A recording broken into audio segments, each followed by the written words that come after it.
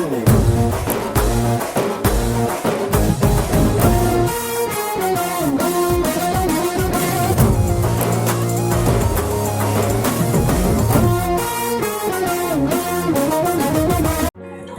Bro.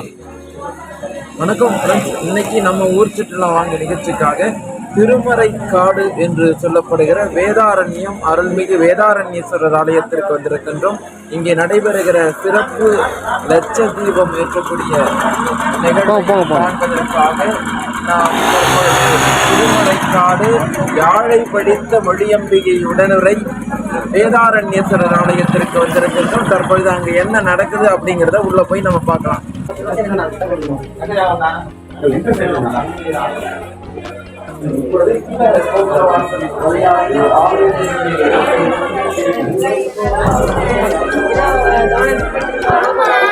காண்பதற்காக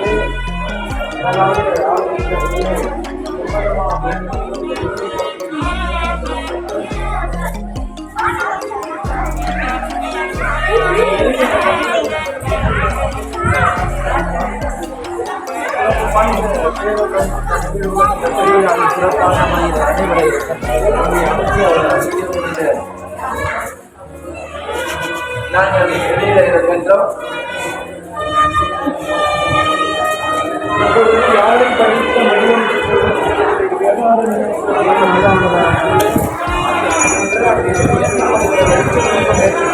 நிகழ்வு என்பதற்காக ஒளிப்பதிவு செய்து காட்ட இருக்கின்றோம்.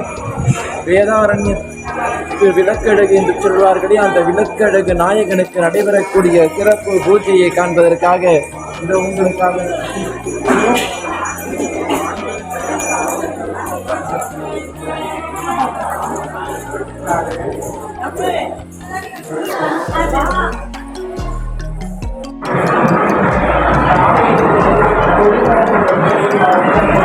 வணங்கிவிட்டு ஆலயத்தினுள்ளே சொல்கின்றோம். அழகாக இந்த கொடிமரத்தை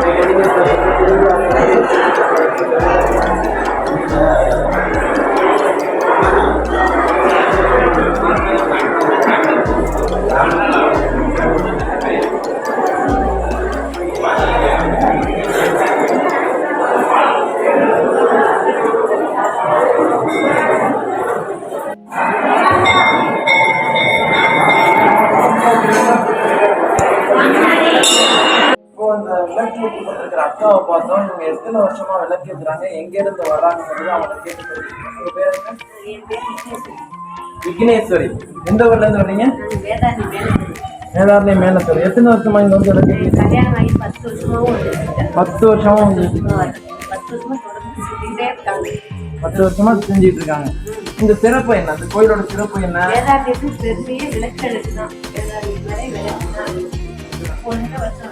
எத்தனை நாள் இந்த கோயிலோட திருவிழா நடக்கும்?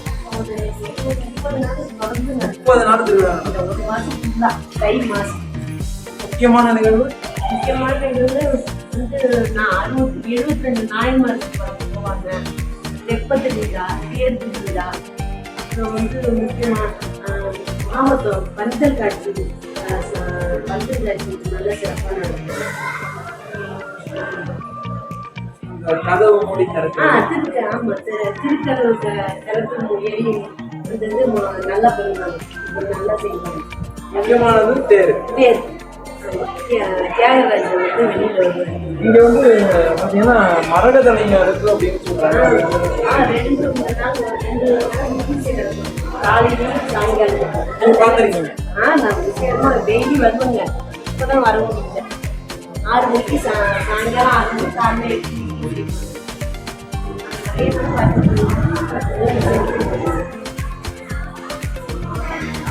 இந்த ஆலயத்தோட விஷயங்களை பகிர்ந்துட்டு அக்கா அவர்களுக்கு நெஞ்சார்ந்த நன்றி கூறி விடைபெறுகிறோம். வேதாரண்யம் கோயிலோட இன்னொரு பெருமையை நம்ம சொல்ல போனோம் அப்படின்னு பார்த்தீங்கன்னா, நீங்க சரஸ்வதி கல்வி கடவுள்னு சொல்லக்கூடிய சரஸ்வதி எல்லா ஆலயங்கள்லையும் தன்னுடைய வீணையோட காட்சி கொடுப்பார். ஆனால் இங்கே வேதாரண்யத்தில் வேத மறைக்காட்டார் ஆலயத்தில் இருக்கிற திருமறைக்காட்டீசன் ஆலயத்தில் இருக்கிற சரஸ்வதி அம்பிகையை மட்டும் கையிலே ஓலைச்சோடியோடு காட்சி தருகிறார். அந்த காட்சியை நாம் பார்க்கிறோம்.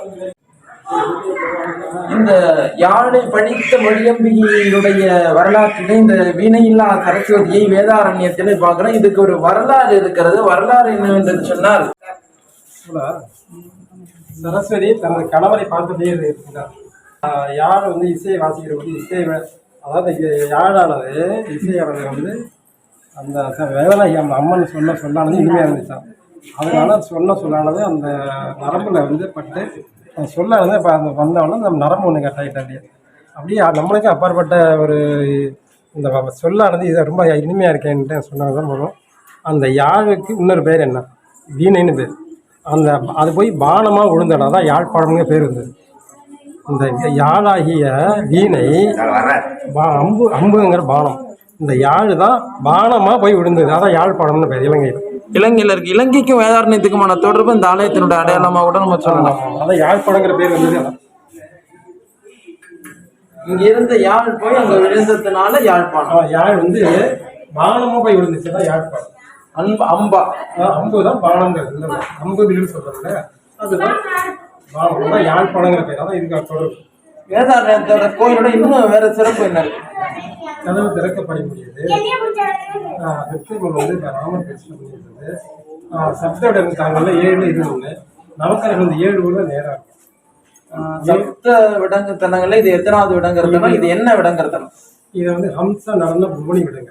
ஹம்ச நடன புவனி விடங்கிறது. இந்த சரஸ்வதி இல்ல 7 ஸ்தலங்களும் இது ஒன்று. அது வரிசை கணக்கு. இந்த சரஸ்வதிக்கு வீணை கிடையாது. போய் யாழ் வந்து பானமா விழுந்தாலும் அதனாலதான் யாழ்ப்பாணம்னு பேர். அதனால யாழ்ப்பாணம். இங்கே ஒரு சமயத்திலே சரஸ்வதியினுடைய வீணையினுடைய இசை பெரிதான், அம்பிகையினுடைய குரலிசை பெரிதா என்கிற போட்டி நடைபெறுகிற போது, அம்பிகையினுடைய குரலிசை பெரிது என்று சொன்னால் சரஸ்வதி வீணை இல்லாமல் அருள்பாலிக்கவும், அங்கே அதே போல அம்பிகையினுடைய சரஸ்வதியினுடைய யாழிசை பெரிது என்றால் அம்பிகை வந்து மௌனியாக அருள்பாலிக்கின்ற ஒரு சூழல் போட்டியாக இருக்கின்ற சூழலில அம்பிகையினுடைய குரல் இனிதாக இருக்கின்ற காரணத்தால் யாரை படித்த மொழியம்பியாகிய மாறி இங்கே சரஸ்வதியானவள் வீணை இல்லாமல் காட்சி கொடுத்துக் கொண்டிருக்கின்றார் என்பதை பெருமையோடு இந்த தருணத்தில் நாங்கள் தெரிவித்துக் கொள்கின்றோம்.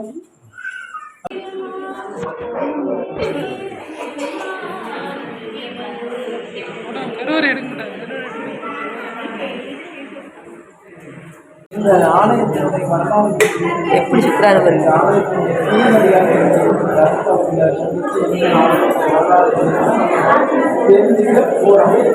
வணக்கம் ஐயா, உங்க பேரு என்ன?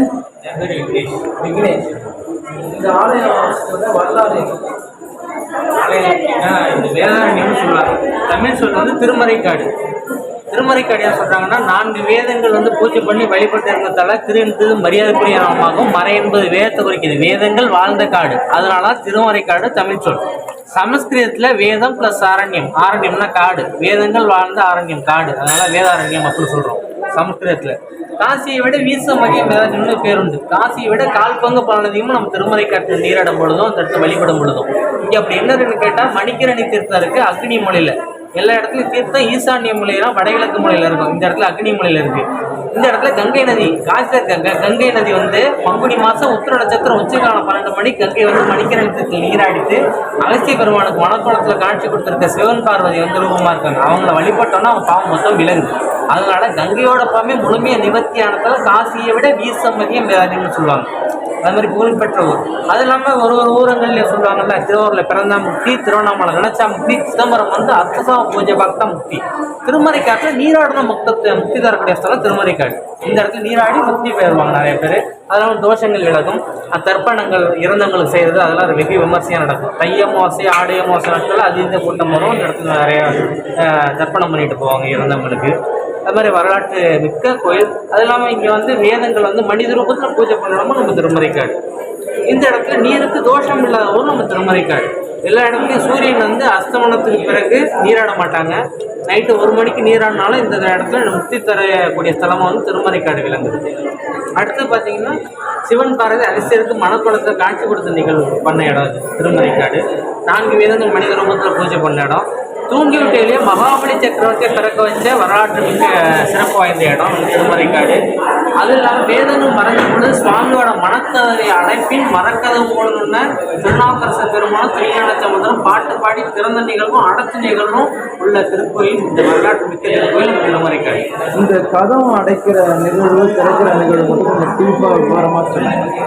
4 வேதங்கள் இந்த இடத்துல பூஜை பண்ணிட்டு இருக்காங்க. பூஜை பண்ணிட்டே இருக்கும் பொழுது 4 வேதங்கள்ல ஒரு வேதமான அதரண வேதத்தை மட்டும் சுவாமி மறைய சொல்றாரு. ஏன்னா அதரண வேதம் என்பது தாந்திரிக மந்திரம். இந்த கலியுகத்துல அதிகமா அதர்மங்கள் நடக்கும். அந்த அதரண வேதமும் எல்லாருக்கும் தெரிஞ்சு உச்சாரணம் இருந்துச்சுன்னா ஒருத்தர் ஏமாத்துவாங்க, வசியப்படுத்துவாங்க, துன்புறுவாங்க அப்படின்னு சொல்லிட்டு அந்த ஒரு வேதத்தை மட்டும் சுவாமி மறைய சொல்றாரு.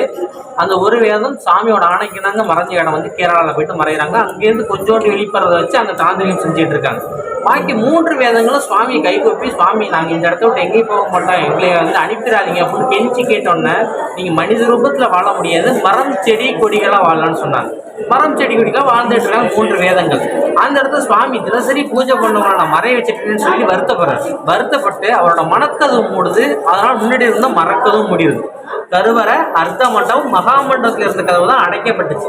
அடைக்கப்பட்டது பவரவன் கேட்குறாங்க, சுவாமி நம்ம எல்லாருக்கும் அருள் வழங்குறதுக்காக இந்த இடத்துல வீச்சிருக்கோம், தம்பதி கோலமா, இந்த இடத்துல கதவு அடைச்சி எப்படி பக்தர்கள் நம்மளை வழிபடுவான்னு கேட்கும் பொழுது அப்போ சுவாமி சொல்கிறாரு, ஒரு நபர் 2 அடியார் பெருமக்கள் இந்த மணக்கதவு திறக்க பதியம் போடுவாங்க, அப்போ அந்த மரக்கதவு திறக்கும். அது வரைக்கும் பக்தர்கள் எப்படி வழிபடுவான்னு கேட்கும் பொழுது மகாமண்டபத்திலே பக்கவாட்டு கதவு இருக்குது, அது வழியாக வழிபடுவான்னு சொல்லிடுறாங்க.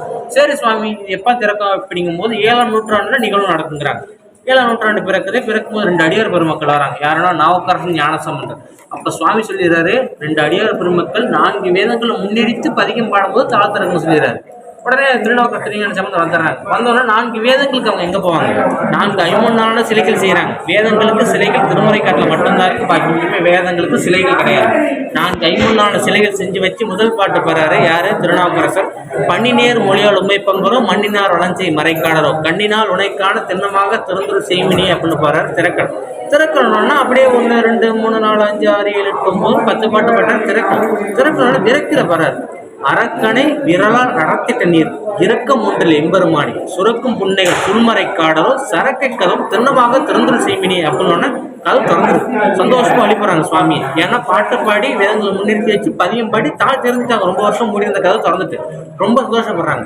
அப்ப திருநாவுக்கரசர் சொல்றாரு, பாட்டு பாடி திறக்கதான் முடியல, அடைக்கவும் முடியும். அதுக்கு திருஞான சம்பந்தர் போடாங்கன்னு சொல்றாங்க. திருஞான சம்பந்தர் முதல் பாட்டு பாடுறாரு.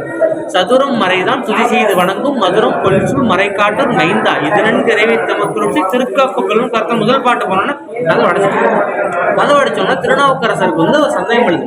சுவாமி நான் 10 பாட்டு பாடணும், 11 பாட்டு பாடணும், விரக்கில 11 பாட்டு பாடணும் தாழ்த்திருந்தீங்க, ஆனா இவர் ஒரே ஒரு பாட்டு போடணும், கதவு அடைச்சிட்டீங்களே, என் குரல் உங்களுக்கு பிடிக்கலையா, என் பாட்டுல கிளை இருந்துச்சான்னு சொல்லி சுவாமிகிட்ட என்ன திரும்பியா திருநாவுக்கரசர் கேட்கும் பொழுது சுவாமி என்ன பதிலளிக்கிறாருன்னா, நான் உன் குரலை மெய் மறந்துட்டேங்கிறாரு.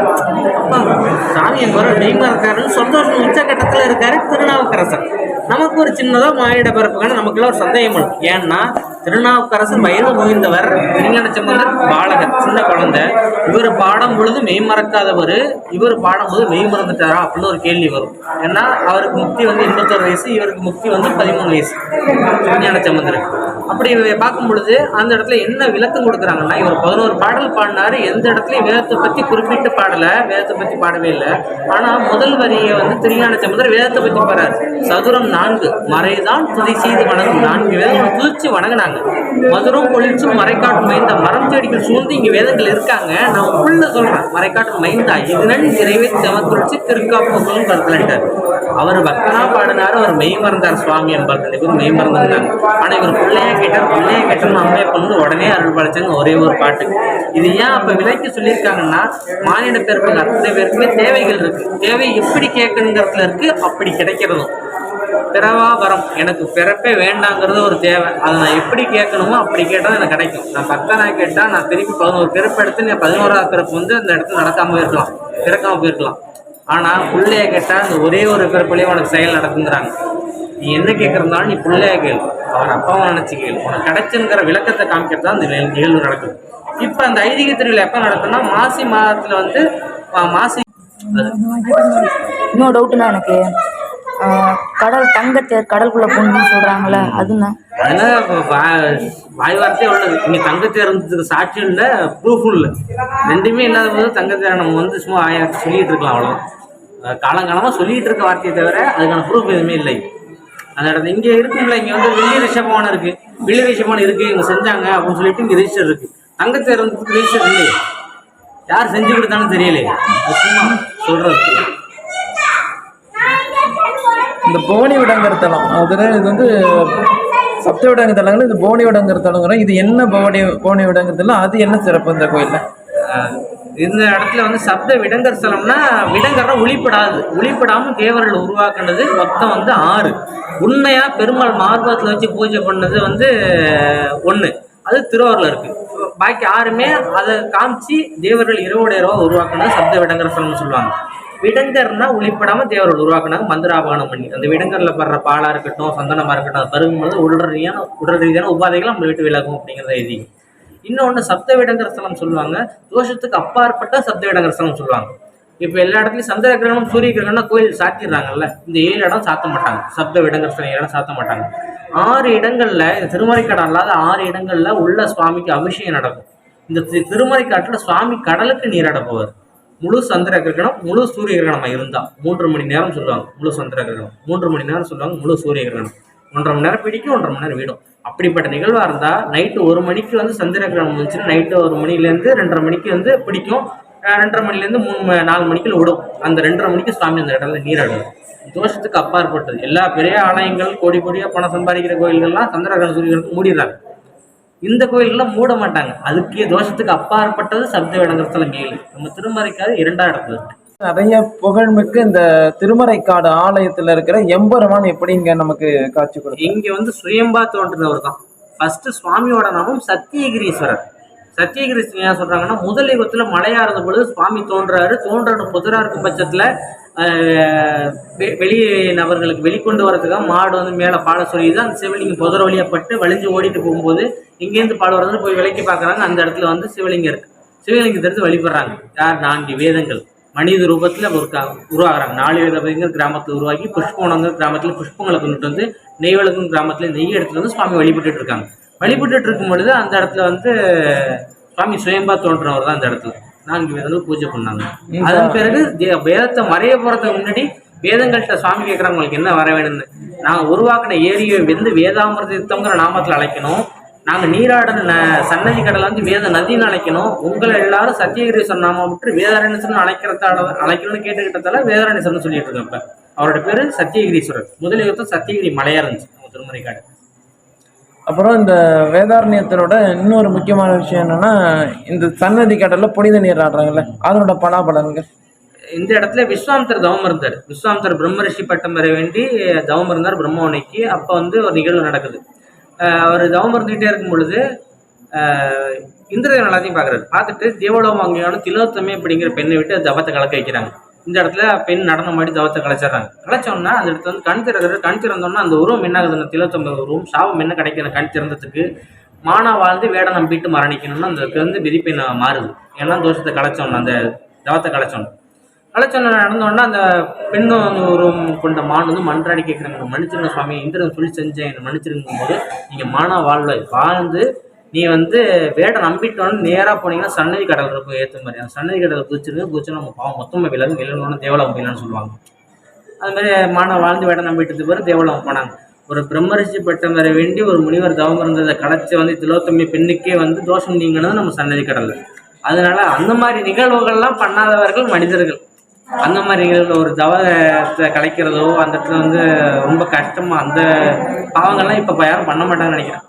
அந்த மாதிரி நிகழ்வுக்கே நிவர்த்தி ஆனிச்சுன்னா நம்ம சாதாரண மனிதர்கள் செய்கிற பாவங்களை விலகும் அப்படிங்கிறது ஒரு முழுமையான இது. சங்காசுரன் அப்படின்னு சொல்லி அவர் அசுரன் வந்து வேதங்களை கொண்டு போய் வந்து எல்லாத்தையும் பிடிச்சி கொண்டு போய் சங்கில் வந்து அடைச்சிட்டு அந்த இடத்துல வந்து சங்கில் அடைச்சோன்னா சிவபெருமான் வந்து அந்த சங்காசுரனை வதம் பண்ணுறாரு. வதம் பண்ணோன்னே அந்த இடத்துல அந்த வதம் பண்ணுறதுக்கு முன்னாடியே சுவாமி நான் தெரியாமல் தவறு அடிச்சிட்டேன் மன்னிச்சிருங்கன்னு சொல்லிட்டு சங்காசுரன் வந்து சுவாமி கிட்ட வரமா கேட்குறாரு, இது மாதிரி நான் வந்து உங்கள் ஆலயத்தில் நான் வந்து இருக்கணும் அப்படின்னு சொல்லி வரமா கேட்டதில் என்னை ஊதுறாகும் போது இந்த நாதங்கள் வந்து வேதங்களை வெளிப்படணும் அப்படின்னு சொல்லுவாங்க. 4 வேதங்கள் தனித்தனியாக படிச்சுக்கிட்டு அந்த இடத்துல வந்து நம்ம சாமிகிட்ட சொல்கிறத விட ஒரு சங்குநாதம் வந்து 4 வேதங்களுக்கு சமமானன்னு சொல்கிறாங்க. ஏன்னா சங்காசுரம் 4 சங்கியும் வந்து சங்குக்குள்ளே தான் ஒழிச்சு வச்சுருந்தாங்க. அதுலேருந்து மீட்டு கொண்டு வந்தது சுவாமி சிவபெருமான். சங்காசுரனுக்கு வரமா கேட்டதால சுவாமி வரமா கொடுத்தாரு. அதனால சங்கு எல்லா ஆலயங்களையும் இருக்கும். சங்குலேருந்து வர்ற வந்து காற்று வந்து சுத்தமான ஆக்சிஜன் சொல்லுவாங்க. அதனால தான் சுவாமி இந்த கிடையாது. கோயில் எப்பண்ணா கட்டினாங்க? இது 3 காலமாக பிரிச்சிடுறாங்க. வேத காலம், நாயன்மார்கள் காலம், ராஜாக்கள் காலம்னு. சுவாமி கருவர் வந்து வேதத்துக்கு உட்பட்ட காலம். நாயன்மாருக்கு உட்பட்ட காலம் வந்து இந்த வெளியில் இருக்க கட்டகோபுரம்னு சொல்லுவாங்க. வெள்ளிக்கதவு இருக்குது. வெளியில் இருக்கிறது வந்து ராஜாக்கள் காலம். பராந்தக சோழர்கள் கட்ட ஆரம்பித்து பல்லவ மன்னர்கள் கட்டி முடிச்சதாக எழுதிக்கிறீங்க. வெளிப்பிரகாசங்கள் உள்ள கருவறை வந்து சுவாமி வேதத்துக்கு உட்பட்ட காலம். வேதம் எப்போ உருவானுச்சோ அப்போ உள்ளது. அது எப்போன்னு வயசு தெரியல. கருவறை ஆனா இருட்டாகவே இருக்கு. ஆமாம், வேதாரணி விளக்கழகுன்னு சொல்லுவாங்க. திருவாரூர் தேரழகு, திருவிடமருதூர் வீதி அழகு, திருமறைக்காடு விளக்கழகு. இந்த இடத்துல விளக்கழகுலாம் ஜோதி வடிவில் தான் இருக்கணும், இயற்கையாக தான் இருக்கணும். இந்த கரண்ட்டை வச்சு நான் இன்னொரு கரண்ட், இந்த லைட்டை வச்சு இன்னொரு லைட் எரிய வைக்க முடியுமா? முடியாது. ஆனால் ஒயரை வச்சு எரிய வைக்கலாம். அந்த ஒயர்லேருந்து கனெக்ஷன் ஒன்று, கரண்ட்டுன்னு ஒன்று இருக்குது. ஆனால் அந்த விளக்கை வச்சு 1000 விளக்கை ஏற்ற முடியும். இன்னொன்று தொடரணும். அதனால அதான் இயற்கை. இயற்கையோட இருந்தால் சுவாமி வந்து நம்ம அம்சமாக அழகாகவும் இருப்பார். நம்ம அழகாக தெரியணும்னா இயற்கையோட இருக்கும். அதனால தான் சுவாமி வந்து எப்பவும் விளக்கழகிலே இருக்கும். இப்பொழுது நம்முடைய நிகழ்ச்சியோட இறுதியாக வேதாரண்யம் அருள்மிகு வேதாரண்ய தீர்த்தமாக இருக்கிற மணிக்கர்ணிகா தீர்த்தத்தை பார்க்குறோம். இந்த தீர்த்தத்தில் தான் வந்து தெப்ப திருவிழா நடக்குங்கிறது சிறப்பு என்பதை சொல்லிக்கொண்டு உங்களிடமிருந்து நாங்கள் விடைபெறுகிறோம்.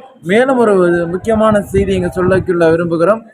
வேதாரண்ய ஆலயத்தினுடைய தல வரலாறு என்கிற ஒரு நிகழ்ச்சியை விரைவில் நாங்கள் வந்து ஒளிபரப்ப இருக்கிறோம். அனைத்து நிகழ்வுகளையும் ஒளிபரப்ப இருக்கிறோம். மற்றும் இந்த கதவு மூடி திறக்கக்கூடிய அனைத்து நிகழ்வுகளையும் நாங்கள் வந்து ஒரு ஒளிபரப்பாகவும் தகவலாகவும் சேகரித்து உங்களுக்கு வெளியிட இருக்கிறோம்.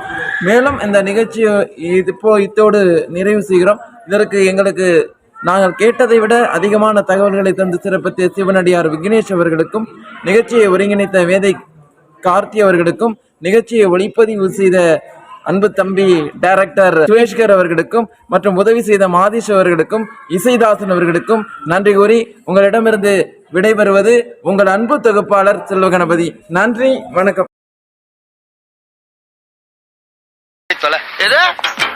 போய் தொலையா